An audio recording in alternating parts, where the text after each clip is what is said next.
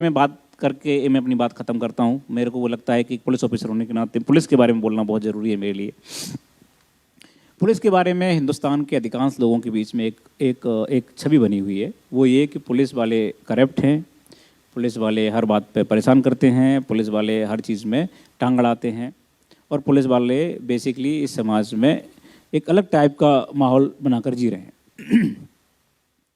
हमारे खिलाफ में मीडिया भी कभी कभी खड़ी होती है, हमारे खिलाफ में ह्यूमन राइट भी खड़ा होता है, हमारे खिलाफ में जुडिशरी भी खड़ी होती है और कभी कभी जनता भी खड़ी होती है। तो कभी कभी मुझे लगता है कि हम आखिर किसके लिए काम कर रहे हैं, पता ही नहीं चल रहा है हमको। कभी कभी हमको लगता है कि सच में हम कोई गलत काम तो नहीं कर रहे हैं। और बाद में मेरे बहुत गहराई सोचने के बाद लगता है कुछ तो हस्ती है कि हम मिट नहीं रहे हैं। कुछ तो हस्ती है हमारे अंदर जो जिसकी ज़रूरत इस देश को, समाज को है। तो मैं आपको थोड़ा सा समझाता हूँ कि हमारी ज़रूरत क्या है और हमारे ऊपर जो आरोप हैं वो कितने सही हैं और कितने गलत हैं। पहली बात तो ये है कि हम जिस समाज से आ रहे हैं वो वही समाज है से आप आ रहे हैं, अलग से नहीं है। तो हमारे अंदर भी ऐसे लोग ज़रूर होंगे हैं जो कि पैसे और लालचों के पीछे पड़े हुए हैं, जिस कारण से हम बदनाम हो रहे हैं। वो ऐसा कोई भी समाज मुझे बताओ जहाँ पर ऐसे लोग नहीं हैं। कोई भी समाज, डॉक्टर, इंजीनियर, जुडिशरी या किसान या कोई बताइए आप। अरे हम जिन लोगों के लिए लड़ रहे हैं, जिन लोगों के लिए ईमानदारी की बात कर रहे हैं, जिसको हम सामान्य जनता बोलते हैं, वो सामान्य जनता का भी तो हाल देखो। मुझे अभी तक कोई दूध वाला नहीं मिला जो पानी नहीं मिलाता हो दूध में। सामान्य जनता है, बरोबर। ट्रेन में 10 साल के बच्चे को 5 साल का बच्चा बताकर टिकट न लेने की परंपरा हिंदुस्तान की पहली परंपरा है। बाथरूम में हम मग नहीं रख पाते अपने हिंदुस्तान में, किसके? ट्रेन के बाथरूम से। तो जिन लोगों के लिए हम लड़ रहे हैं, जिनको हम सामान्य व्यक्ति बना रहे हैं, वहां भी बहुत सारी बेईमानी की प्रॉब्लम्स हैं। उसी दिन से शुरू हो जाती हैं जब आप पैदा होते हैं। तो जिस दिन आप पैदा होते हैं उसी दिन वो नर्स बोलती है लड़का हुआ है, दो 500 रुपये। उसी दिन से शुरू हो जाता है। हमारे नसों में अंदर इंजेक्शन के रूप में जो जा रहा है वो बेईमानी की कितनी सारी चीज़ें जा रही हैं, इसकी कोई हद नहीं। मेरी माँ बोलती है मुझे कि तुम बेवकूफ़ हो, IPS होकर भी घर नहीं बना पा रहे बड़ा वाला। हमारे बगल का थानेदार ने इतना बड़ा कोठी बनवा लिया। तो हमारा सिस्टम बेसिकली इस तरह का है। अब उस सिस्टम से लड़ने के लिए जब हम बाहर निकलते हैं तो उसमें पुलिस वाले भी ऐसे हैं जिनके पास सत्ता है, जिनके पास में ताकत है। और इस देश का और संसार का, तुलसीदास ने बोला है कि भय बिन होए न प्रीति। बिना डर के कोई प्रीति नहीं होती, कोई प्रेम नहीं होता। तो उसमें कुछ परसेंटेज लोग हैं जिसको हम बोल सकते हैं 4%, मैक्सिमम 5% जो बेईमान हैं, जिनका कोई दूसरा विकल्प नहीं है। उन लोगों ने हमको बर्बाद कर दिया है, पुलिस का नाम खराब कर दिया है। 11 साल पहले जब मैंने पुलिस ज्वाइन की थी तो मेरे खानदान में कोई पुलिस में नहीं था। तब मैं भी ऐसा ही सोचता था कि पुलिस हरामखोर है। लेकिन 11 साल काम करने के बाद आज मुझे ऐसा लगता है कि अगर दुनिया में काम करने के लिए, समाज के लिए कुछ काम करने के लिए कोई संस्था है, कोई जगह है, तो सिर्फ पुलिस है। हमारे पास रोता हुआ आदमी आता है, हमारे पास वो आदमी आता है जिसके साथ अन्याय हुआ है, लेकिन साथ में वो भी आता है जो शोषक करने वाला है। शोषक और शोषण दोनों आते। अब प्रॉब्लम समझिए हमारी, दोनों लोग आ गए, हमको ये तय करने में टाइम लगता है कौन सही है कौन गलत है। क्योंकि आपको 20-20 साल लग गए तय करने में कौन गलत है कौन सही है। आपका दोस्त अचानक से आपके खिलाफ में कुछ कर गया और आप बोलते हैं अरे साला आस्तीन का सांप निकला, बरोबर है। आप 20 साल तक तय नहीं कर पाए कि सही है गलत है। हमको बोलते हो 5 मिनट में तय करो। कैसे करोगे? हम फाइलों से नहीं खेल रहे, हम आदमी से खेल रहे हैं। वही आदमी जो एक बार अच्छा व्यवहार करता है, दूसरा अच्छा व्यवहार तीसरा बार करता है, वही आदमी जो अचानक से उग्र हो जाता है, वही आदमी जिसका पता ही नहीं कैसा बिहेव करेगा। कभी कभी कोई पत्रकार अपना बड़ी अच्छी बात करता है, लगता है कितना सज्जन आदमी है। अचानक से वो एकदम किसी स्पॉट पे मिलता है, बोलता है साहब आंसर दिया तुम्हें, कह देते नहीं आंसर, बेगड़ा एकदम अलग हो जाता है वो। तो वो हम आदमियों से खेल रहे हैं और आदमियों से खेलना इतना आसान नहीं है। आदमियों की इमोशंस अलग अलग है, इसलिए हम ये तय नहीं कर सकते। 5 मिनट के अंदर हमको बोला जाता है बच्ची का रेप हो गया है, 1-2 घंटे के अंदर अगर आरोपी नहीं पकड़ा गया तो हम थाना जला देंगे। अरे बाबा कैसे जला दोगे तुम थाना? क्या कोई हमारे पास मशीन है क्या? 2 ही आंखें हमारे पास, 2 ही हाथ हैं हमारे पास, हमको तो टाइम दीजिए आप। बोले एक्सीडेंट हो गया, हम गाड़ी जला देते हैं। समाज में जो पुलिस के ऊपर प्रेशर है, वो प्रेशर मैंने जिंदगी में कभी भी किसी भी जगह किसी पर नहीं देखा। इतना प्रेशर है काम करने का और रिजल्ट देने का। काम करना अलग बात है, रिजल्ट देना अलग है। एक आदमी 10 से 5 बजे तक ऑफिस में बैठता है और वो 10 से 5 बैठ करके फाइलें स्क्रूटनी करते हुए साइन करता है, वो गलती कैसे करेगा अगर वो ईमानदार है तो। लेकिन हम तो गलती करने के लिए ही पैदा हुए, हमारी गलती रोज होती है हमसे। हमने एक को बोला चलिए भाई आप यहाँ पे खड़ा मत कीजिए गाड़ी, आप आगे खड़ा कीजिए। बोलेगा तुम्हें कौन? हम बोलेंगे उसे कि मैं या ठिकाणी मध्ये शिपाई आहे, माझ्या बक्कल नंबर ऐसा ऐसा है आणि माझं नाम ऐसा ऐसा है, तुम्ही गाड़ी जरा प्लीज जरा आगे करा। कौन मानणार हमची बाप सांगा? कोई नहीं मानता। वो क्या बोलेगा, अरे रुकना यार थोड़ी देर में हटा रहा हूँ गाड़ी। इसलिए क्या बोलना पड़ता है, गाड़ी अड़ा। तो ये आवाज का अंतर है। अब बोलेंगे आप बोलेंगे साहब पुलिस को बोलने का तमीज नहीं है।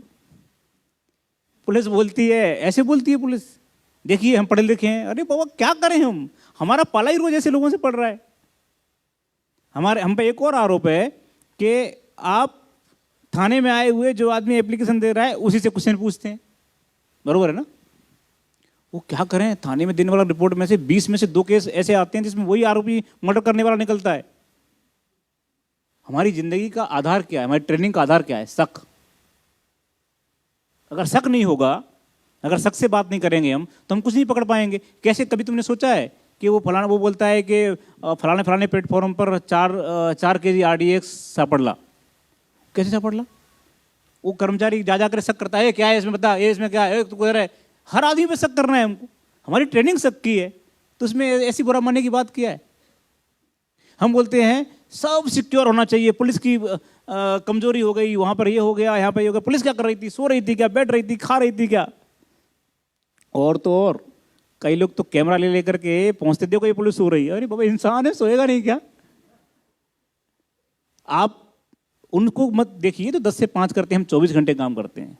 हमको भी जीने का अधिकार है, हमको पता ही नहीं है कि हम कब खाएंगे। तुम्हें पता है पुलिस वालों के जो पेट बड़े हुए हैं उसका कारण जानते हो? मैंने पूरा स्टडी किया, पूरा एकदम उसका स्टडी किया, काय का एकदम साइंटिफिक। तो मुझे मालूम चला डॉक्टरों से बात करने के बाद कि इनकी हैबिट क्या हो गई है कि अगली बार खाना मिलेगा कि नहीं पता नहीं, इसलिए पहली बार में ज़्यादा खा जाओ, जहाँ मिल जाए ज़्यादा खा जाओ। तो ऐसी सिचुएशन में मेरे पास वानखेड़े स्टेडियम है ये वाला, जहाँ मैच होते हैं, क्रिकेट मैच। तो मैं सिक्योरिटी के लिए जब लोगों को लगाता हूँ तो चेक करने में लोग बोलते हमें आतंकवादी है का?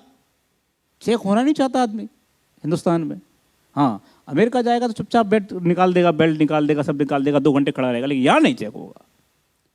गाड़ी हर एक VVIP की और VIP की भी एकदम एंड तक जाना चाहिए। और एक आध बार ऑफिसर या कोई बड़ा आदमी मान भी जाएगा, लेकिन उनकी बीवियां नहीं मानती। गाड़ी एकदम एंड तक जाना चाहिए। वो कौन, आप सिक्योरिटी की बात कर रहे हैं तो हमको करने दीजिए ना काम अपना। जिसको रोकेंगे वो बोलेगा मला माहित, तुम्हारा माहित नहीं कौन है हमें। जिसको बोलेंगे बोलता है तुमचा, अच्छा नंबर सांग तुमचा, बिल्ला सांग, तुम्हारा सस्पेंड कर दो। अरे क्या समाज है?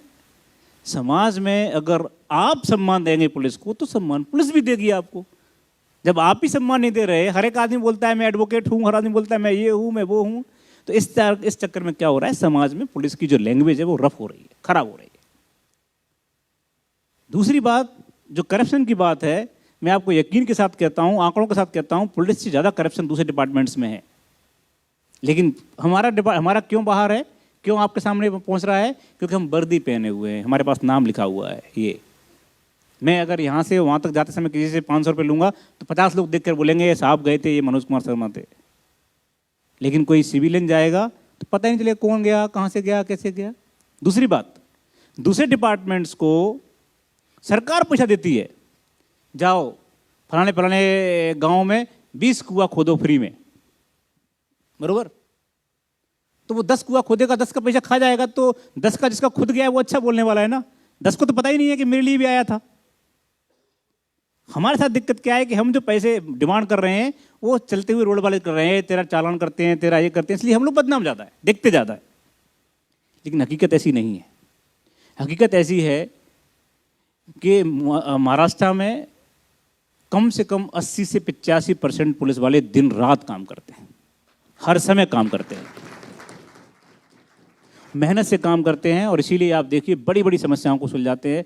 हमारी समस्या ये है, मैं आज आपके सामने रखता हूँ इस बात को, कि हमारी समस्या ये है कि जब तक मुद्दा बड़ा है तब तक तो मीडिया पूरा ध्यान देती है, जब मुद्दा छोटा हो गया तो मीडिया उसको ये नहीं दिखाती कि ये सॉल्व भी हो गया है। मैं बताता हूँ आपको, छोटा सा उदाहरण देता हूँ। अहमदनगर में एक बहुत बड़ा कांड हुआ, दलित कम्युनिटी के साथ में आंदोलन, कुछ बच्चों को मार दिया गया था 1-2 साल पहले, 1-1.5 साल पहले। क्या जगह का नाम था, मैं भूल गया, हाँ कुछ तो भी था।